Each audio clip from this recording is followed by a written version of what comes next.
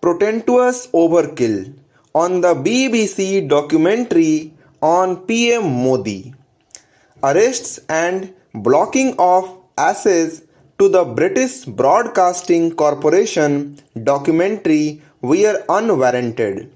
The aftermath of the release of a BBC documentary on the Gujarat pogrom of 2002, which questions the actions taken by the then Gujarat government led by Prime Minister Narendra Modi, can only be termed as yet another rendition of the Streisand effect.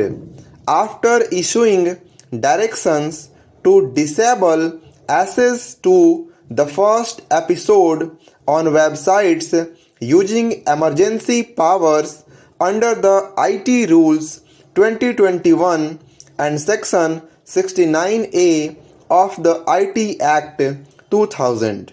The Ministry of Information and Broadcasting also blocked over 50 tweets with a link to the documentary, but this only resulted in citizens gaining access through screenings and shares over smartphones, akin to how the suppression of information has the unintended consequences of raising more awareness, or the Streisand effect.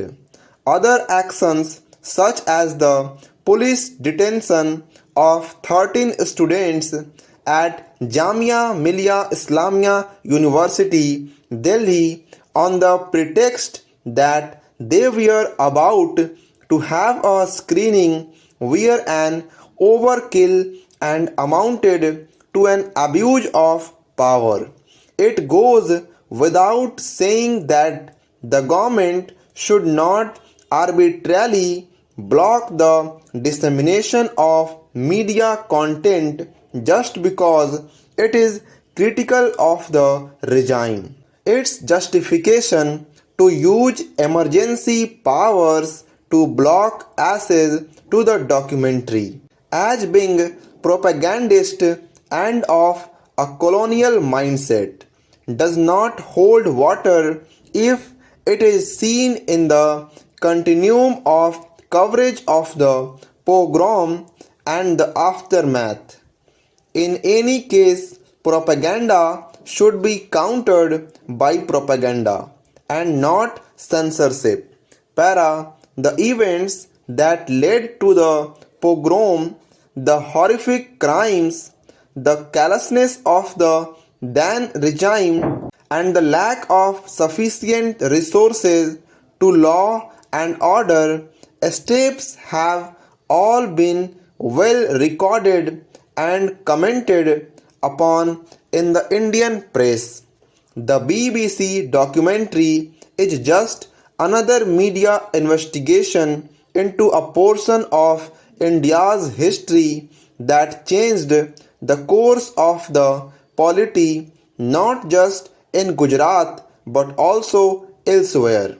The online blocking of the first episode using emergency powers cannot be justified on the basis provided by the MIB that it is propagandist and only reflects a recent tendency to utilize IT rules to assert executive power rather than address this as a free speech issue.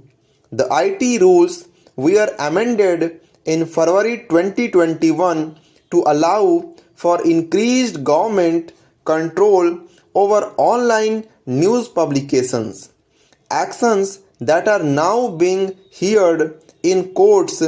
Recent High Court orders have also weighed in on the need to protect free speech and have stayed the government's moves to control freedom of expression on digital platforms. In its actions, a clear case can be made that the central government is more keen on blocking critical content than using the IT rules to regulate hate speech and misinformation, the true bane of the digital media ecosystem today.